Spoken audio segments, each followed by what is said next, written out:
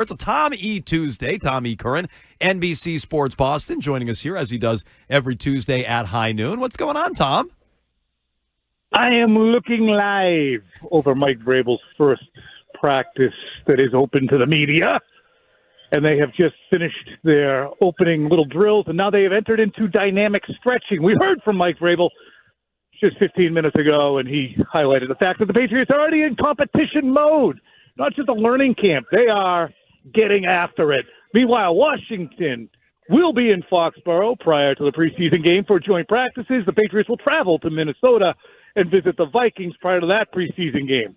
So you'll see J.J. McCarthy, one of the greatest young quarterbacks in the National Football League, squaring off with Drake May. Oh, this is good stuff. I think this is what happens when you get on the field like this. No, you I just like automatically turn into like a snappy reporter. Yeah. That's good stuff, Tom. That was scribe stuff right there. That was real good. Any takeaways from the 10, 12-minute Q&A with Mike Vrabel today?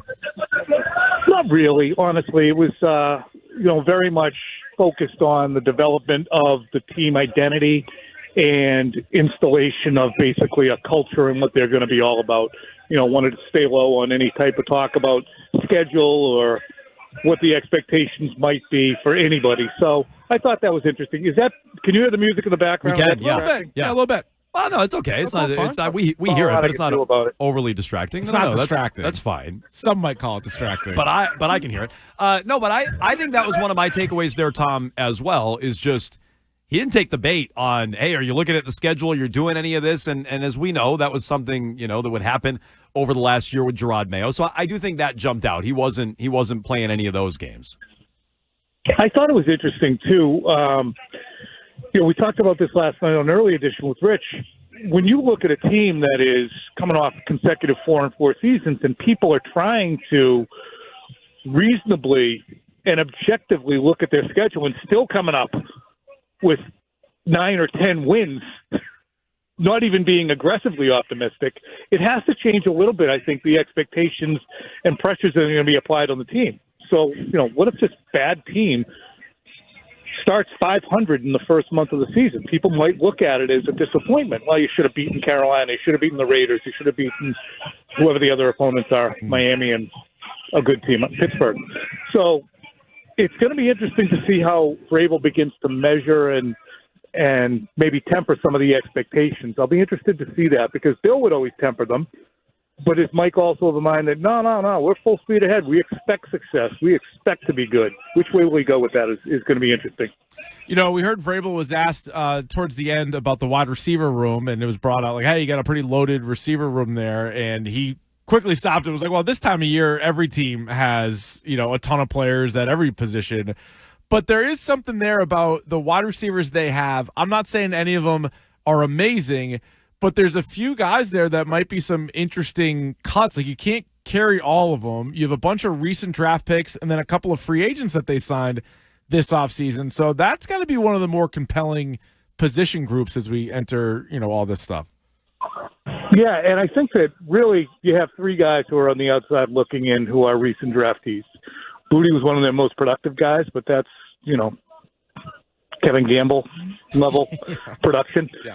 Last year from Booty. I mean, nobody else was there to catch balls. So I think Polk and Baker have to prove their worth. Even though they're second-year players, I don't think that they get grandfathered in by any stretch of the imagination. They have to prove their worth, and I think they're on the outside looking in and have to try and edge out guys like how are they going to beat out Kendrick Bourne? Like, McDaniels loves Bourne. He's caught 800 yards worth of balls, 55 catches on like 70 targets in 2021. How's he going to beat him out? How are they going to beat out Demario Douglas? They're not. They're not going to beat out Diggs. They're not going to beat out, Matt Collins, who's a core special teams guy. These guys do nothing on special teams. So I think they might all be cooked. Yeah.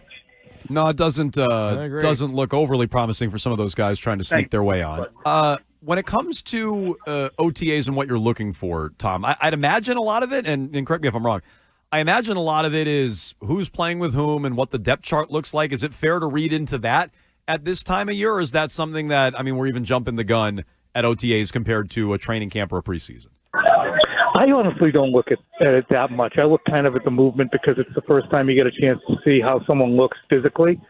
I remember commenting a few years ago in Mac Jones' first year in 2021. I said, man, he's 6'2", but he is kind of slight compared to Jimmy Garoppolo, who was also 6'2". And people, he's not slight, he's just the same. I'm like, all right, okay. Yeah. that's when Mac was a new shiny toy. People defended. So, get a look at how Kyle Williams moves. How well does he work in the bags during drills? Because I think the depth chart is a lot of it's going to be default.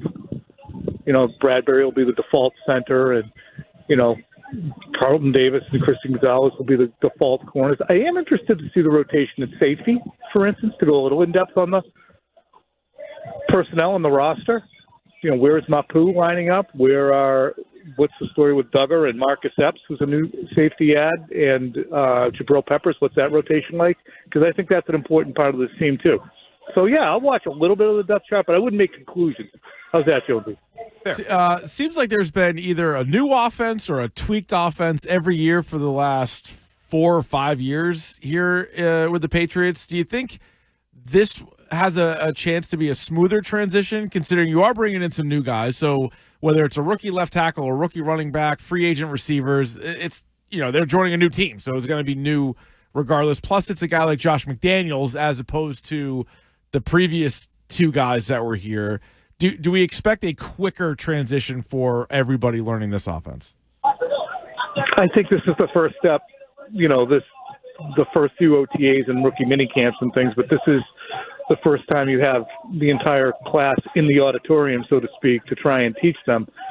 And I don't know, I'd be interested to ask Josh whether do you move as quick as your fastest learners can take it, or do you wait until your slowest learners are caught up? I would imagine it's probably the former. They're going to move quickly, and if you don't catch up, we're going to have to move on. Now, if only 2 guys are keeping up, you're going to have to slow everything down, but that will be interesting to watch. They just have huddled up here for a pre-practice meeting before they break into things. They finish their stretching.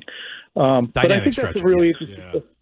It is. Do you know what dynamic stretching is? No, a more active aerobic stretch. You don't sit there like a karaoke. You don't sit there and put your hands over your head and start pulling on your gosh darn toes. Yeah, no. You just don't do that. It's bad for you. An active stretch. You jog around a little. Yeah. Butt kicks, things like that. One of those. I got you. I like that. I'm a bend over, touch your toes kind of guy. I didn't realize that was bad for me. Okay, so when it comes to, I can't do that. What am I going to do? I'm going to pop a hammy? Don't. Yeah, you ever listened to Tom Brady method? People, you got to get loose a little bit before you go. People walk out there and start grabbing their toes and bending over. I'm actually not much of a stretcher whatsoever. I'll just, I'll pull something and just go try to run it out. So when it comes to the Patriots' expectations this year, Tom, not that they're playing you off.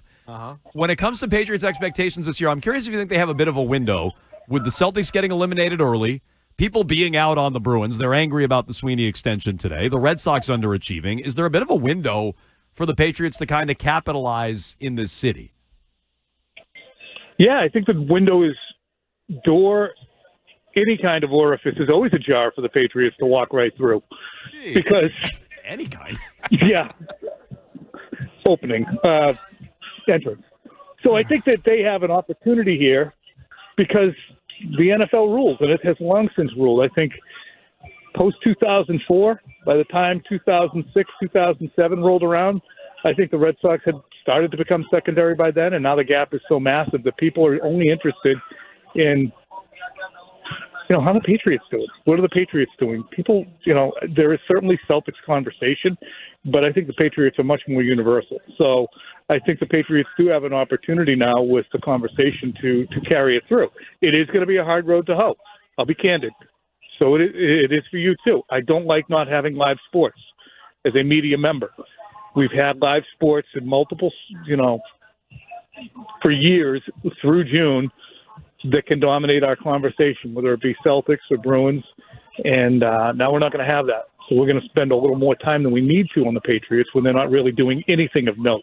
Sox had a nice win. Tom, don't sell the Sox short. They had a nice win last night. A live sport. Yeah, but I think that there's a nice window for the Patriots, as I said. Yep, I would tend to agree with that. Do you have any thoughts on the recent report that Bill Belichick is now engaged to his idea mill and creative muse, Jordan Hudson? I'll believe it when I get the invite. I hope that you guys would feel the same way. Yeah. Well, we're still Maybe I'll just send a gift. We're waiting on City Connect jerseys, so I don't know that we're happening. going to be getting any invites to this grand wedding. But that will be interesting to follow. Tom E. Curran on a Tom E. Tuesday, NBC Sports Boston. As always, we appreciate the time. You can check out the latest from Tom on Twitter at Tom E. Curran. You can check him out all over NBC Sports Boston, including early edition last night with Rich Keefe. Tom, we appreciate it. We'll talk to you next week. All right. Thanks, guys. Take care. Take it up.